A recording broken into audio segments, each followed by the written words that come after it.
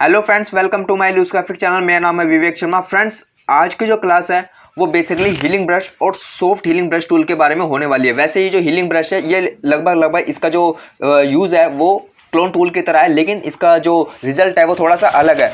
और साथ में आज हम इसके ब्लेंडिंग मोड को भी समझेंगे। फ्रेंड्स, मैं आपको एक बात बताना चाहूँगा, अभी तक जो आप ब्लेंडिंग मोड को समझे हो, चाहे वो क्लोन टूल के हो, चाहे वो लेयर स्टाइल के हो, चाहे वो ब्रश टूल के ब्लेंडिंग मोड हो, इन तीनों का बिहेव एक जैसा है। लेकिन आज जो मैं ब्लेंडिंग मोड के ऊपर बात करने वाला हूँ, हीलिंग ब्रश के, सॉफ्ट हीलिंग ब्रश के ब्लेंडिंग मोड, इनका जो यूज़ है, इसका जो रिजल्ट है वो इन तीनों के ब्लेंडिंग मोड से अलग है। तो फ्रेंड्स, यूट्यूब पर जितने भी लोगों ने अभी तक हीलिंग ब्रश के ब्लेंडिंग मोड का यूज़ आपको बताया, आप देखोगे तो उन्होंने उसको सही प्रॉपर वे में यूज़ नहीं बताया। लेकिन आज हम इस क्लास में इसका सही तरीके से यूज़ जानेंगे और देखेंगे इसका किस तरीके से प्रोफेशनल तरीके से यूज़ किया जाता है। तो फ्रेंड्स, चलिए अब आज की क्लास को हम शुरू करते हैं।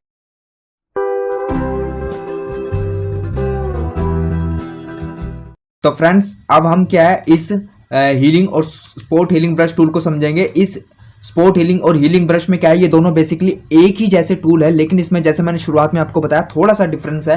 तो सबसे पहले हम इस हीलिंग ब्रश टूल को समझते हैं।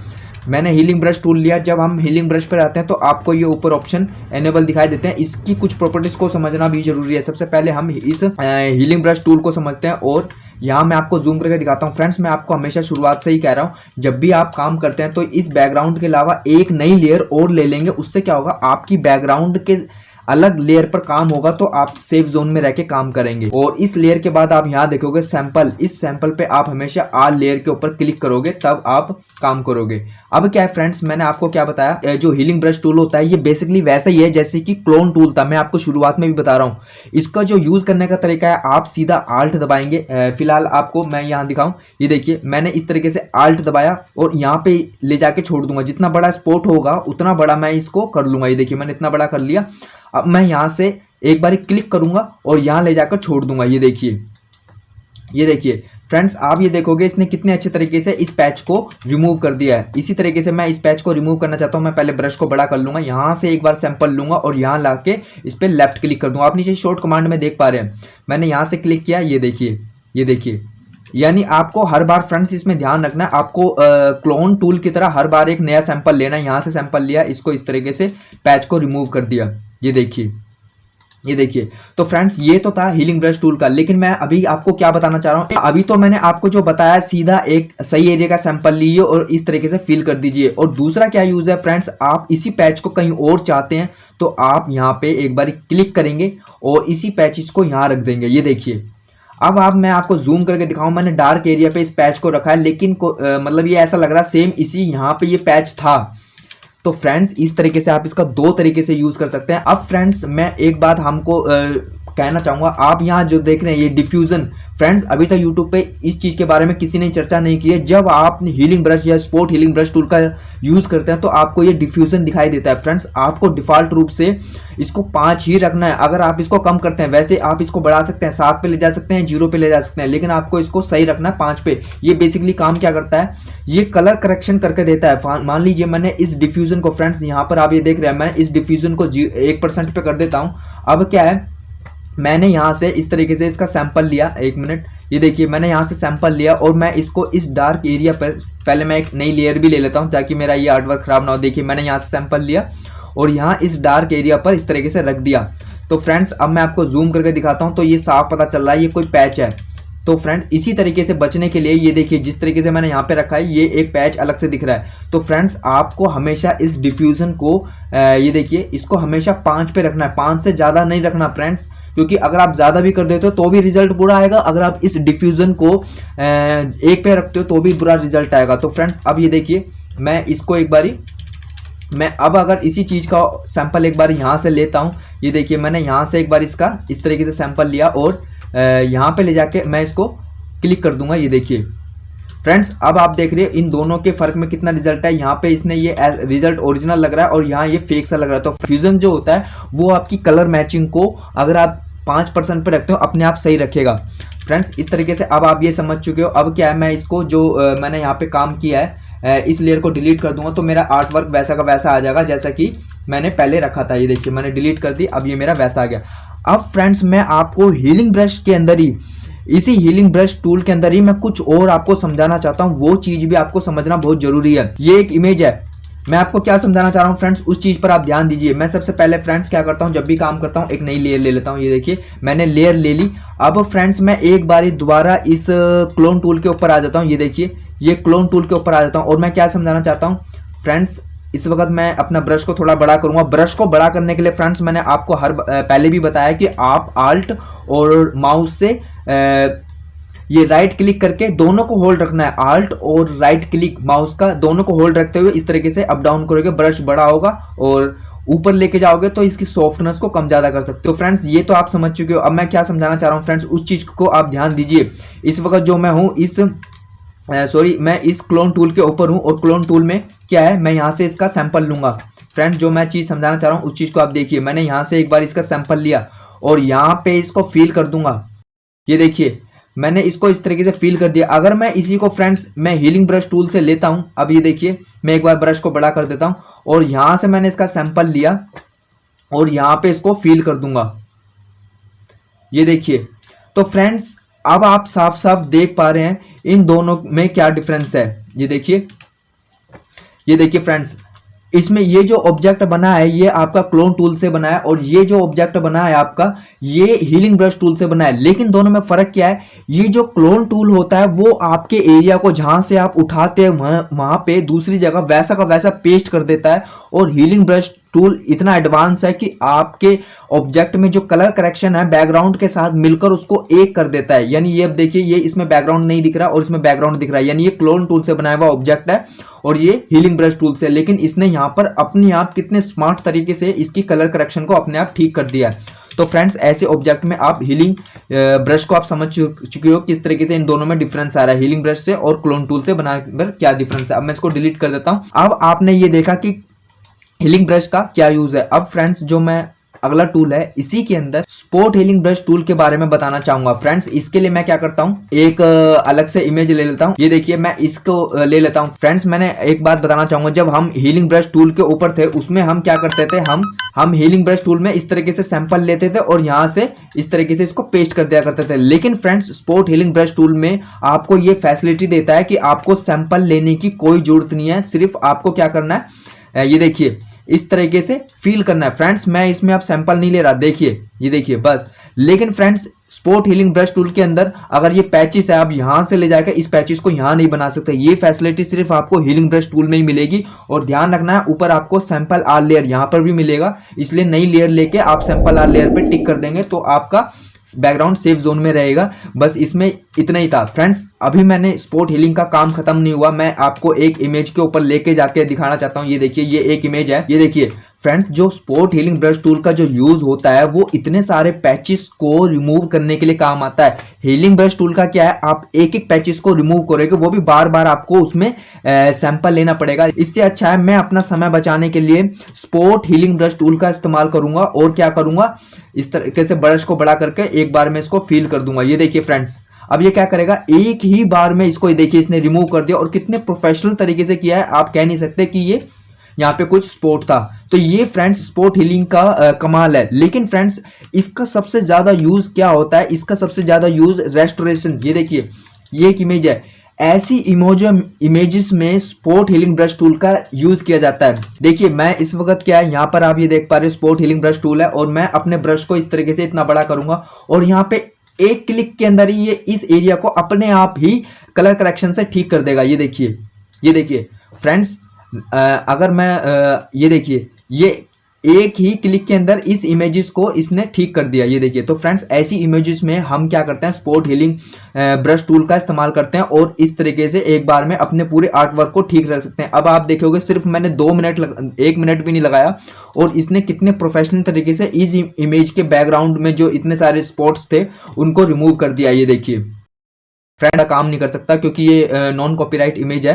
तो लेकिन क्या है मैं चाहता था कि इसको थोड़ा सा आपको बताऊं। अगर मैं इसको अनहाइड करता हूं, ये देखिए मैंने इस वाली लेयर को जिस पे मैंने काम किया उसको हाइड करता हूं, फिर आप देखोगे रिजल्ट ये था। और मैंने इसको ये देखिए 1 सेकंड के अंदर, यानी आप समझ सकते हो स्पॉट हीलिंग ब्रश टूल का ऐसी इमेजेस में। अगर मैं एक बारी आपको यूट्यूब पर इस पे दिखाऊं गूगल पे, तो ये देखिए ऐसी इमेजेस को ठीक रखने के लिए यानी ठीक करने के लिए यहाँ आप देख रहे हैं इसका यूज किया जाता है स्पोर्ट हीलिंग ब्रश का। तो फ्रेंड्स अब आपको हीलिंग ब्रश और स्पोर्ट हीलिंग इन दोनों का समझ में आ चुका है। फ्रेंड्स अब मैं आपको क्या बताने वाला हूं, एक बात और बताना चाहूंगा। जब आप स्पोर्ट हीलिंग या हीलिंग ब्रश टूल में होते हो तो यहाँ पे आपको क्रिएट टेक्सचर दिखाई देता है, ये वाला।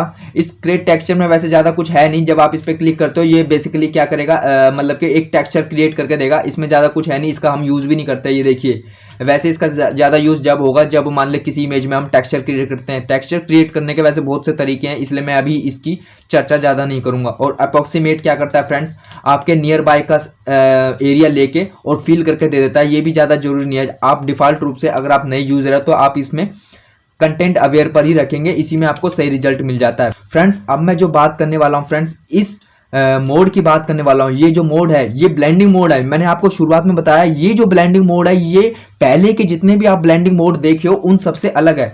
इसके लिए फ्रेंड्स मैं आपको एक इमेज के ऊपर लेके चलूंगा।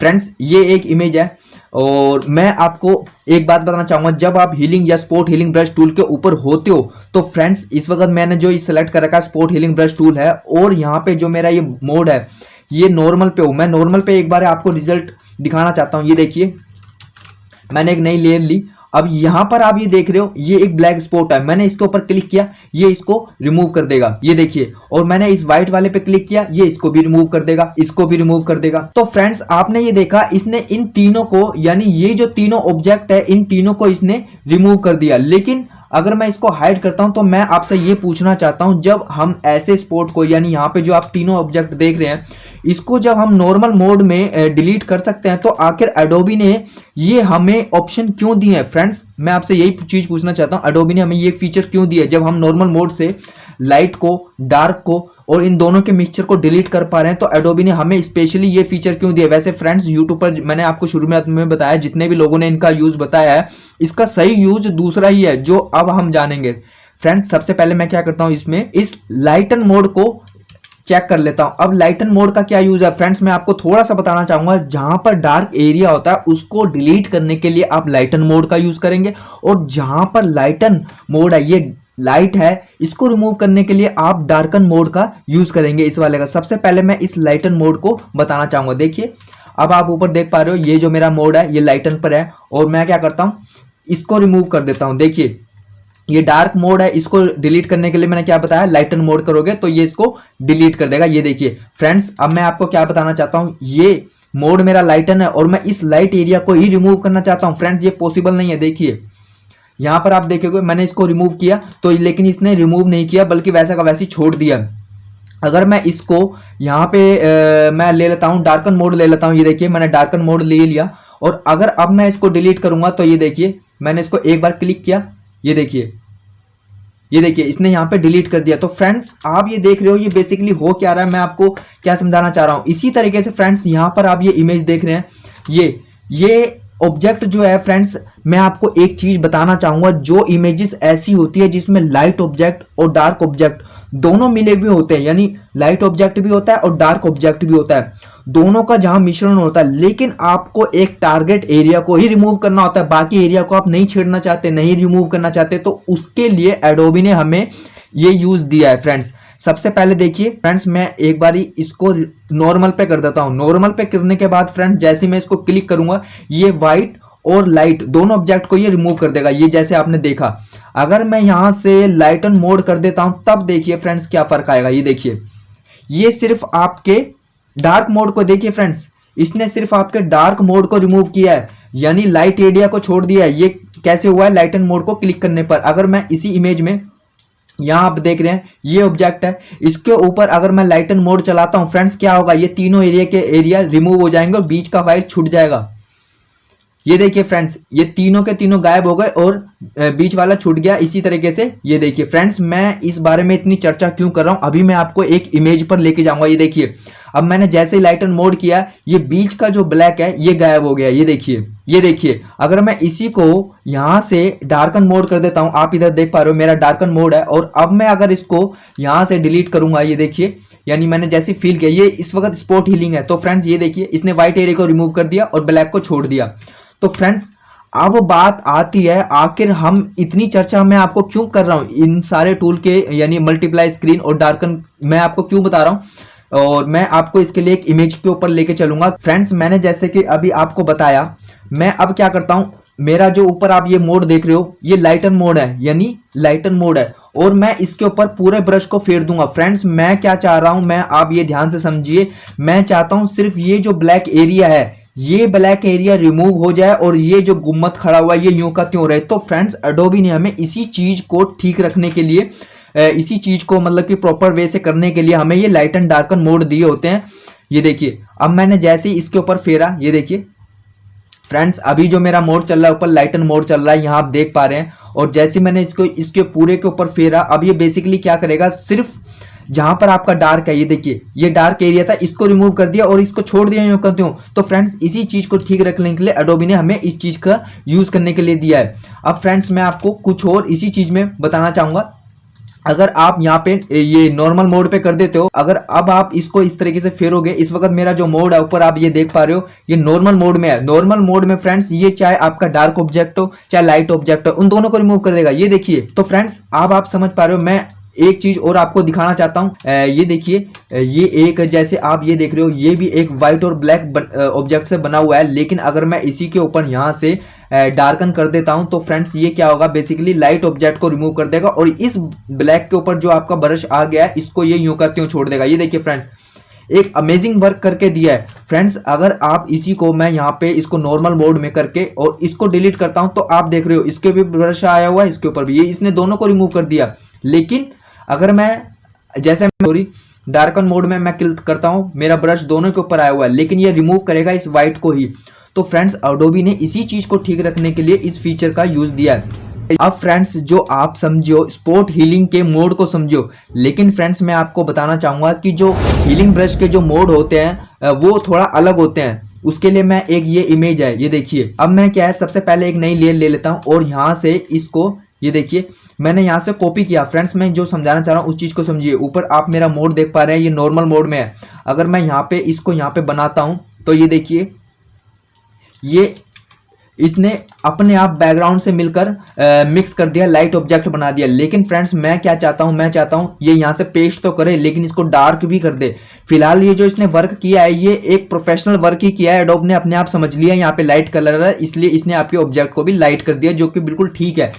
लेकिन फिलहाल कई बार हमें ये जरूरत पड़ती है, हम नहीं चाहते कि ये लाइट ऑब्जेक्ट करे, ये डार्क करना चाहिए। तो मैं यहाँ पे अब क्या करूँगा फ्रेंड्स, अब मैं यहाँ पे ये मल्टीप्लाई पे क्लिक कर दूंगा। जैसे ही मैं मल्टीप्लाई पे क्लिक करता हूँ, अब मैं यहाँ से जो सैंपल लूंगा, ये देखिए मैंने सैंपल लिया, सॉरी मैं अपना ब्रश बड़ा कर लेता हूँ और मैं यहाँ पे फिल करूंगा। अब ये देखिए फ्रेंड्स मैं यहाँ पे एक बार क्लिक किया तो यहाँ आप देख रहे हो इसने आपके ऑब्जेक्ट को लाइट किया। लेकिन अगर मैं दोबारा क्लिक करूंगा और बार बार क्लिक करता जाऊंगा ये आपके ऑब्जेक्ट को डार्क कर देगा। ये देखिए ये मल्टीप्लाई से है फ्रेंड्स।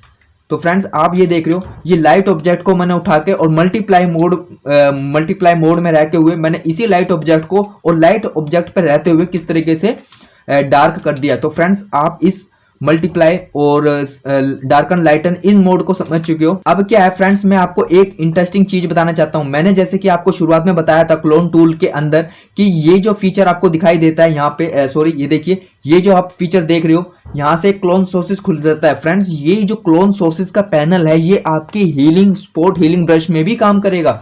यहाँ पर आप जो देख रहे हो, अगर मैं यहाँ पे इसकी वैल्यू में यहाँ पे डाल देता हूँ 300 डाल देता हूँ, यानी ये आपके ऑब्जेक्ट को इतना बड़ा बना देगा। अब मैं यहाँ से अगर सैंपल लेता हूँ, ये देखिए मैंने यहाँ से सैंपल लिया, सॉरी जो मेरा मोड है मैं इसको एक बार नॉर्मल कर देता हूँ। मैंने यहाँ से एक बार सैंपल लिया और यहाँ पे इस तरीके से मैं इसको बना दूंगा। ये देखिए ये देखिए।